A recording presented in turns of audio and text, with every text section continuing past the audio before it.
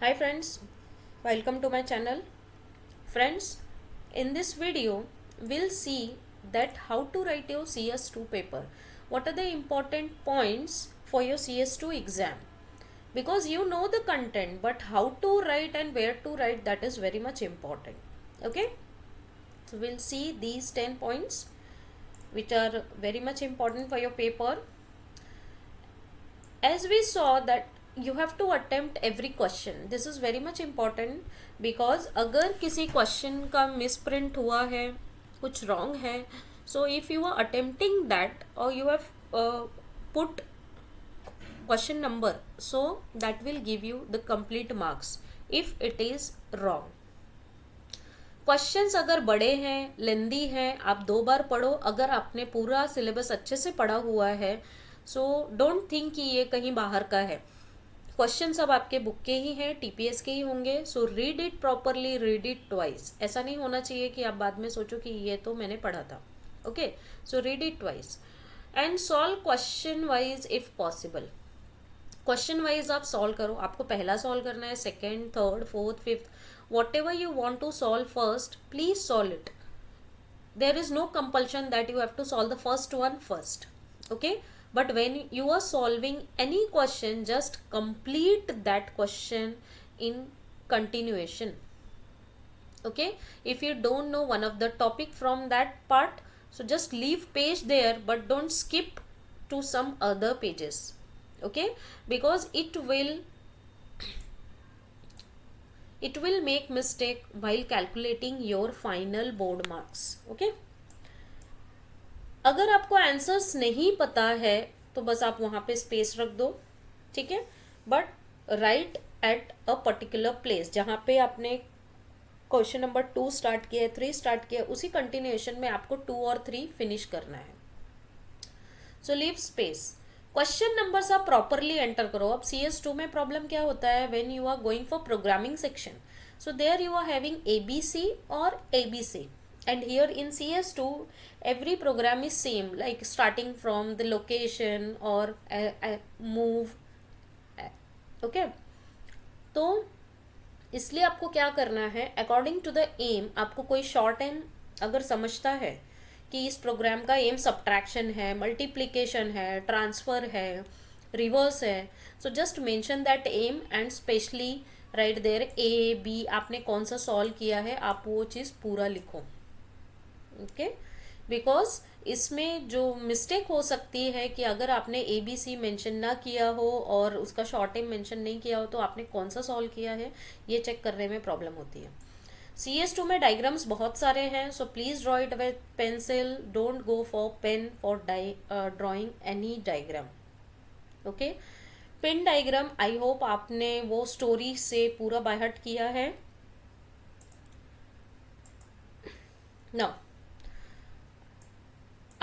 attempt program as 1, 2 or 3 basic program will be there, so you can write basic program and it is in practical too.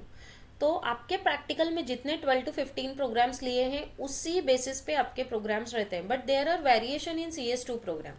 So it's my point of view कि आप पहले theory complete करो. ओके, 5 chapter का आप पहले theory complete करो, mathematical problems complete करो, उसके बाद जाके आप प्रोग्रामिंग पे शिफ्ट हो. क्योंकि अगर ऐसा कुछ प्रोग्राम आ गया जो आपने नहीं पढ़ा है तो उतना टाइम आपका वेस्ट होगा. तो first complete theory so that you can score completely 40 marks.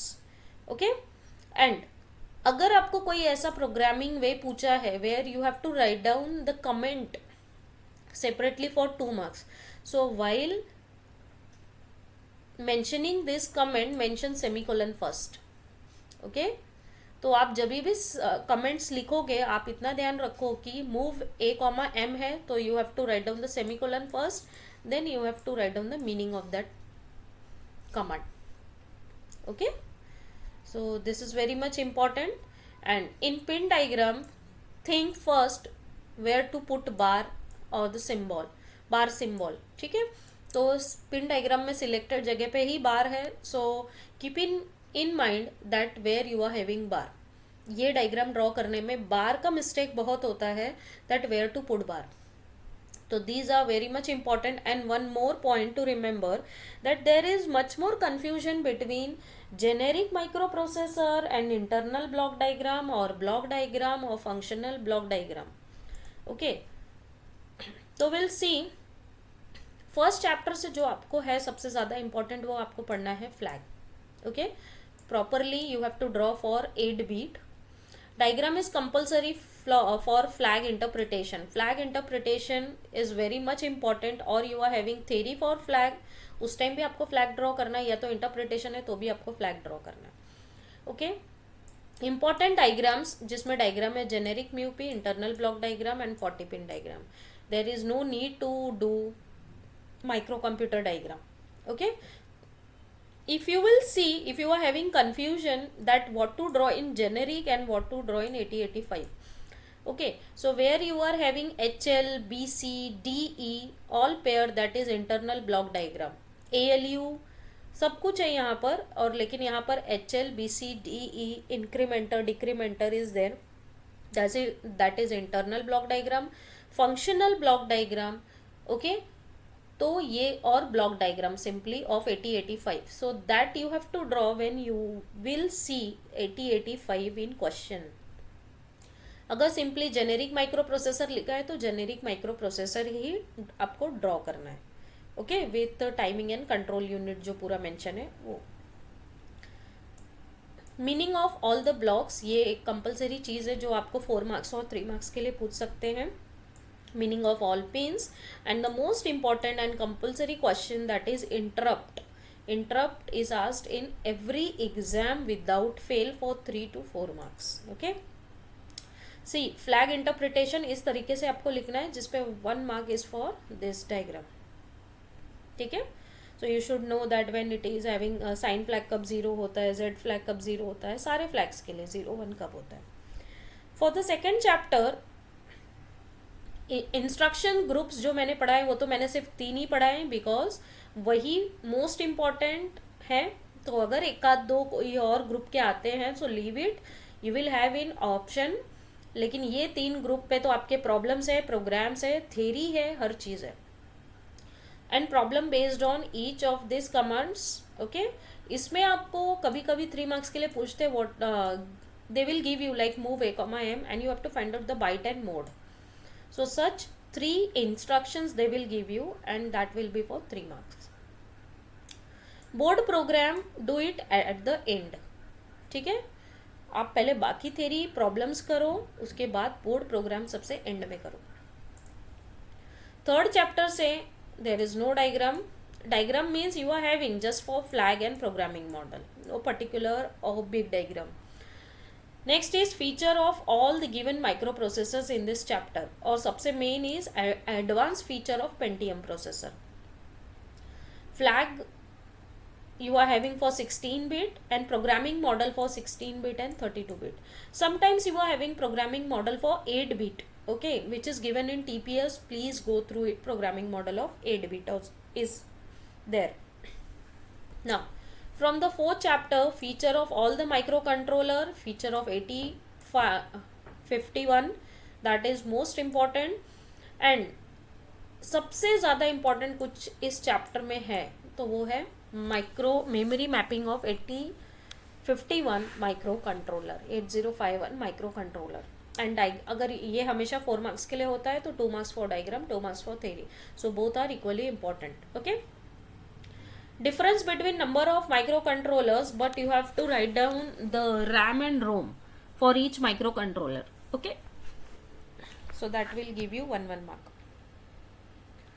Now from chapter number 5, important diagrams आपको जो है यहाँ पर काफ़ी ज़्यादा है ड्राइंग पार्ट, जिसमें डायग्राम्स होंगे सारी टोपोलॉजी के लिए. दैट इज स्टार बस ring, all types of cable, that is UTP, STP, coaxial cable and fiber optic cable. Diagram for satellite media and wireless media, network connectivity devices, that is hub, repeater, modem and router. Diagram for protocol packet format, where you are having header part, message and trailer part, and diagram for token ring. These are the content of diagram. But what to learn? feature and difference between all network type, that is LAN WAN MAN, types of topology and their theory, physical transmission media, that is for actually 6 are there.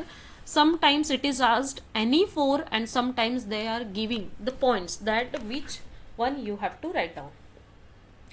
Difference between different cable, unbounded media, network connectivity devices, protocol, and this TCP IP protocol, Ethernet and its type, contention and polling. So if you will see, these are the main topics. इसके अंदर सब topics हैं. Okay, so if you are knowing the basic content, this chapter is very much simple. Okay, so please start with CS2. Keep the programming at the end. जैसे ही आपका पूरा theory finish होता है, then you go for the programming.